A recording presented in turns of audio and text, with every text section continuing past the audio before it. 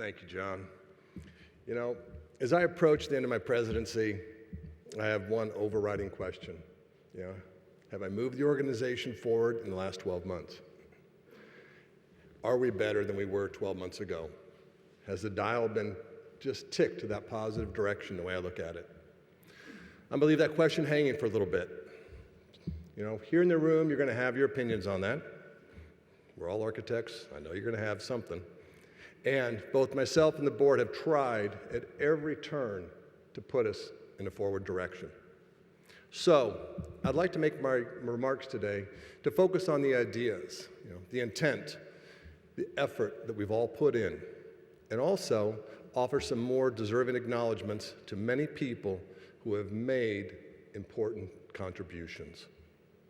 So with that, I said a year ago, stood up here, and I talked about some commitments I wanted to make.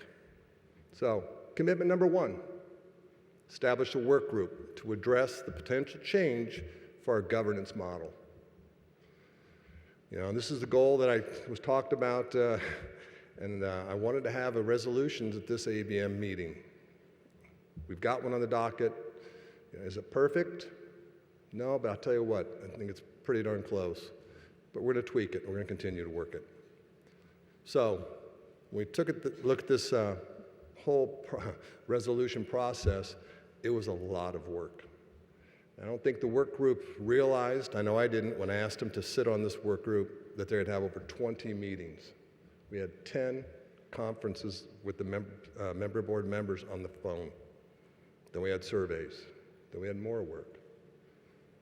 So, this time, please join me in thanking these individuals that took the heavy lift and has delivered some options that we're going to be talking about on Saturday. So, from Region 1, Chair and Diversity Collaborative founding member, Jennifer Arbuckle. Please stand, Jennifer. Region 3, Secretary and incoming Chair, Kathy Morrison.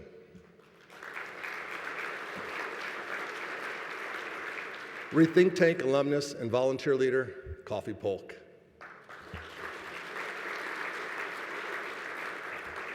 First Vice President, President-elect, John Baker. Past President, Alfred Fedari. And if Mary's still talking to me, she's over here. She was the Chief Operating Officer and the Board Liaison. Thank you, all of you.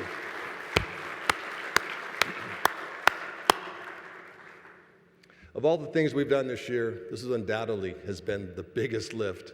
And however it goes, Saturday as far as the vote, I want you all to know that this group and the board of directors put on an incredible amount of time and effort in shaping this resolution before the council.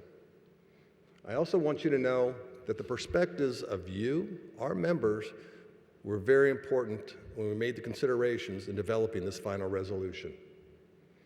I hope that you have felt heard, and I hope that you have felt that your engagement of this process is really beneficial. So, commitment number 2 that I made, continuing to explore how can we encourage and promote a culture that is more inclusive, more diverse, and more equitable. To that, I asked the DEI committee to consider our leadership pipeline and to explore how it's going to possibly stimulate conversation, provide important insights, and help encourage both new and seasoned volunteers from all backgrounds to consider serving in leadership positions.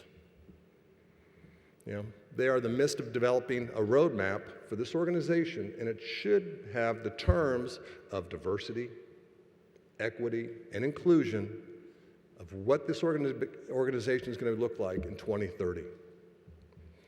They've been working with NCARB staff to ensure that we are telling diverse stories, that we're sharing the experience of candidates and architects from a variety of backgrounds, paths up to licensure. So please join me in thanking the DEI Committee Chair, Celestia Carson from Utah, and the entire DEI Committee for their endeavor and their recommendations.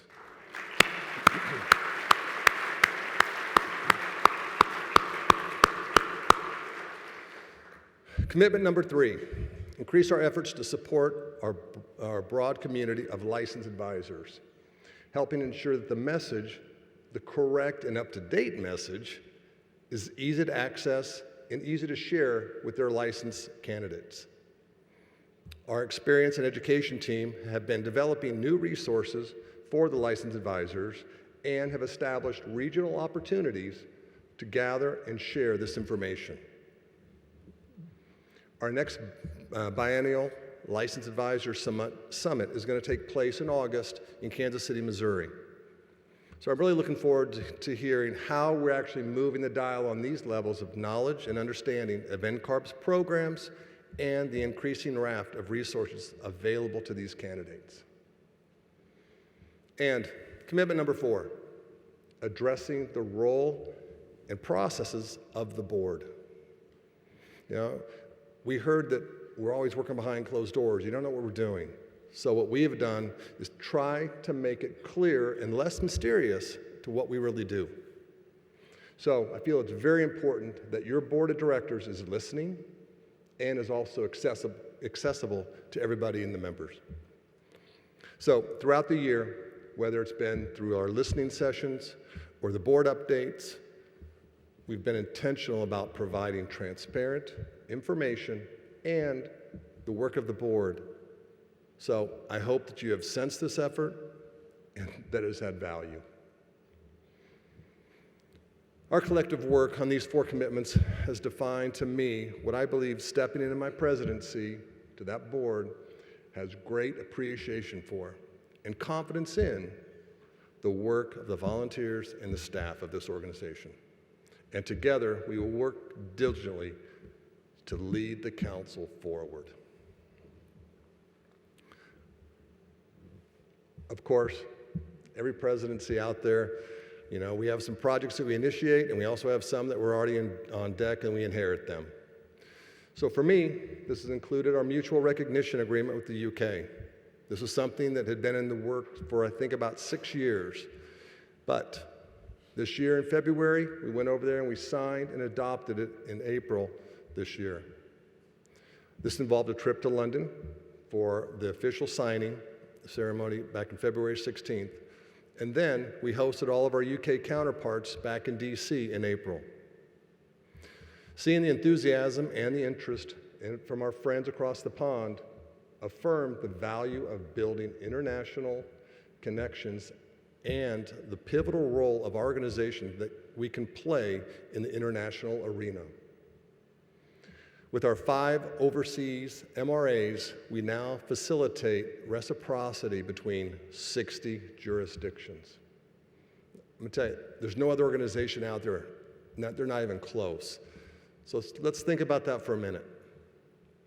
At the beginning of my year, we also concluded the analysis of practice, which was the first time in 10 years that we've engaged the profession in an in-depth study on the realities of this practice. So to help process the insights and guide us in the evolving work of our programs, I established 2 new task forces to help consider this data, explore options, and advise the NCARB board on what the future of licensure might look like. The Competency Task Force has been looking at how we measure competency. What is the realistic set of competencies for an entry-level practitioner? The Licensure Process Research and Development Task Force, they have been researching tools and methods for how we might assess and evaluate those competencies for the future. You know, please thank me in joining the Competency Task Force Chair, Sean Roberts, and the Licensure R&D Task Force, Julie Hillebrand, for their work to date.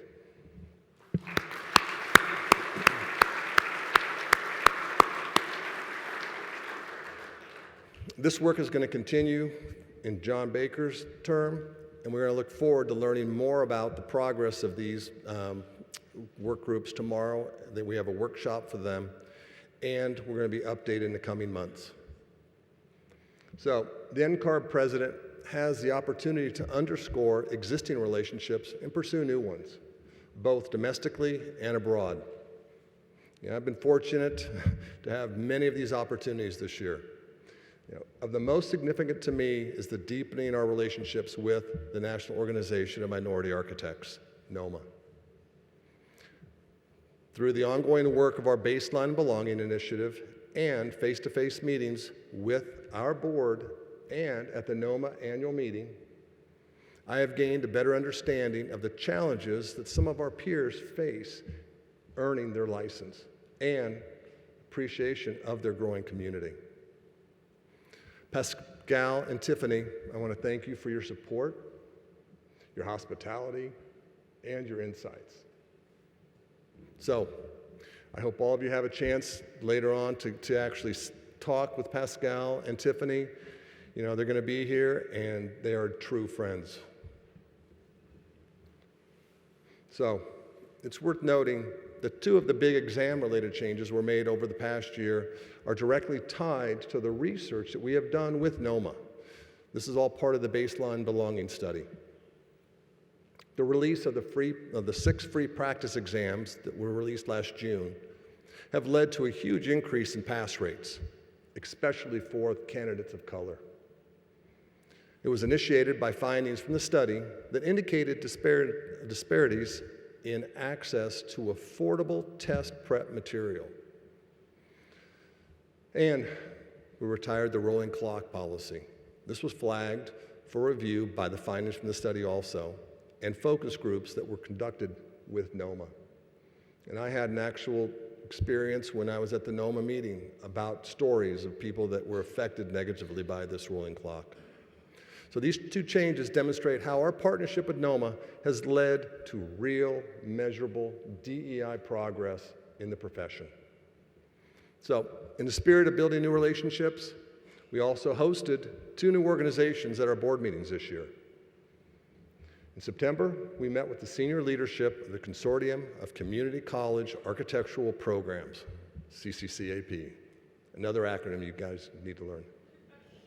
Understanding how the community colleges connect to the licensure process is important as we look into diversify license pathways.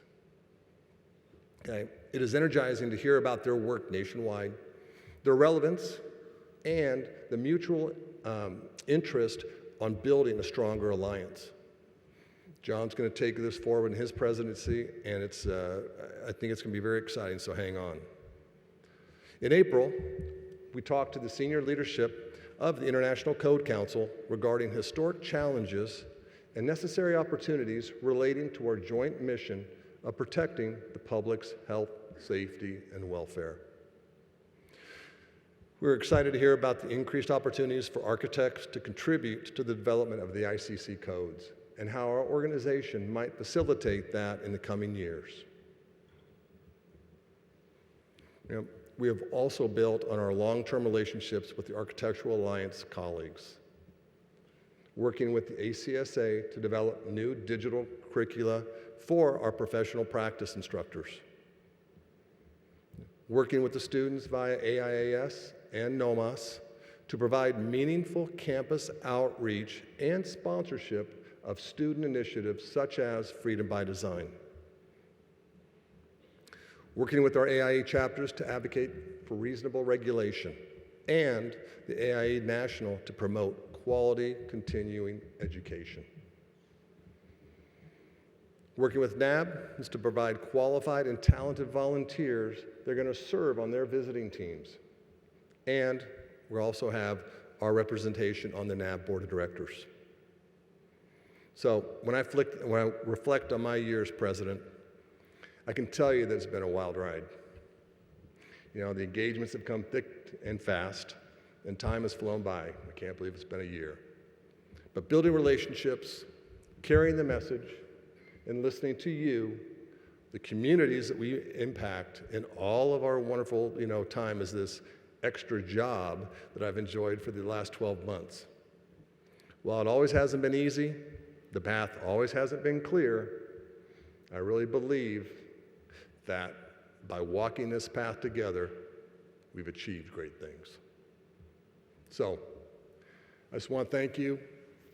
This has been an incredible ride, and keep it up. Let's go further.